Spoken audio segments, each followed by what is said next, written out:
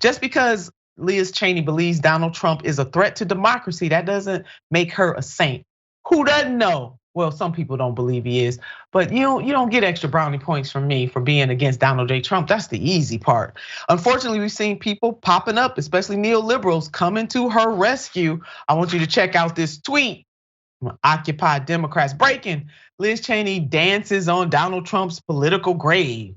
Says he, quote, will never be president again, end quote, and is, quote, very clearly a very dangerous man, end quote, who is unfit for office. That's her saying these things. Retweet if you think that Liz nailed it. Well, Liz kind of sort of nailed it, but she didn't tell us anything that we do not know. Let us not forget this is a woman who voted overwhelmingly with Donald J. Trump. Don't forget that. And also a woman that did not support the John Lewis Voting Rights Act, but I went a little too quick. Or remember this during the impeachment trials. Let's roll this tape. The former president's most reliable supporters in the House tried to cancel out Representative Cheney because of her courageous and patriotic defense of the Republic and the truth and the Constitution.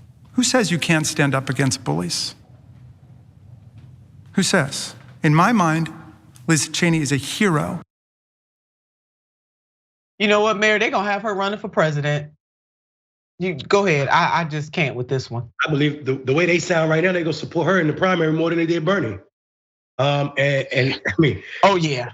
So I mean, it's absolute. This is absolutely disgusting. Liz Cheney's policies are as dangerous as any other conservative Republican for people who live on the margins, for people who don't admit the bill. What we're seeing right now is how easy it is for white women to move back in the grace of America. Everything this woman has voted for her entire congressional career has been tragic, but for the right to impeach Donald Trump. He called it patriotic and courageous. It's actually common sense and right in our face. That's how easy it was to know that Donald Trump was guilty of something against the democracy of this country. So I think the idea that makes you courageous shows you how low the bar is for these people. And I think all of them should be challenged on this in a way that does not give them a pass. We use that word courageous and patriotic in so many other bad ways.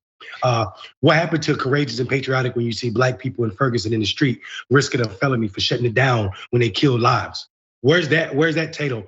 I've never seen Jamie stand up in Raskin stand up in the Senate or in the House and say those same things about black protesters in Atlanta when they shot a kid for sleeping in the drive-thru. Where was that label? So I think, this idea is float. This idea to be white and patriotic is so much easier, as we see right now with these neoliberals and Liz Cheney. Man, you preaching the gospel. I'm telling you, the team is gonna flip out because I am about to take this mic off and just run around. I'm just this close to doing it. Really, I am. Look at this headline. Liz Cheney wasn't kidding about putting country over party.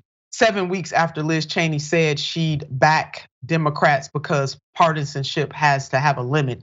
Is she following through? Actually, yeah. Really, you guys? And check out the opening graph of this same article. The Wyoming Congresswoman, a lifetime conservative Republican, a member of the House GOP leadership as recently as last year, and a lawmaker who voted with Trump White House roughly 94% of the time, says she felt compelled to support Democratic candidates for the first time. Again, not doing anything courageous as the mayor just laid out. This is not courageous. Yes, this is the same lady that voted with President Donald J. Trump over 94% of the time. I want you to bold that, underline it, exclamation point, do whatever you need to do. Let's go and put this message in a bottle and somehow put country over party, really? Because she decided that everything prior to January 6th wasn't a breaking point, not racism. Mayor laid it out already. Not the inaction on COVID, not the tax breaks for billionaires. So she all of a sudden get a consciousness when it comes to jumping all over Donald Trump, which everybody is doing. Hell, well, there's some crazy ideas floating out there. Yeah, let's put this up. The House Democrats and a handful of Republicans could make Liz Cheney the Speaker of the House. They should do it. What in the Sam hell? Hell no, absolutely not. Man, I just can't. Let's play this last clip. Marissa telling us we got to wrap this thing on up to get to one of the bones, but I cannot resist. Liz Cheney says Roe v. Wade. Yeah, well, go ahead. Let's see what she said. And that's to make sure that every American understands what today's Democrat Party stands for with respect to babies. and with respect to the murder of babies. We have seen now in states across the country the introduction of legislation that would enable the killing of babies. This is not about abortion. This is about killing babies after they are born. The idea that we have to say today to mothers all across this country that we've got to describe what the Democrats are doing is really horrific.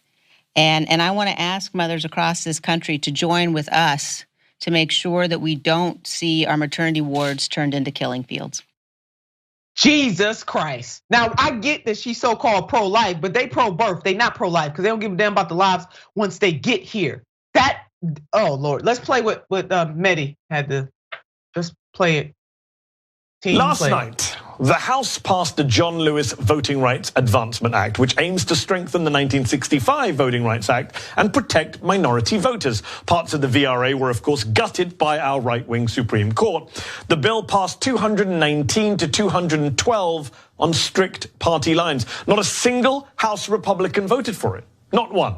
Not Adam Kinzinger, not Liz Cheney. There it is. And let's put up what my stunt double had to say about it on Twitter, because she got it right. Remember, Liz Cheney is not a hero.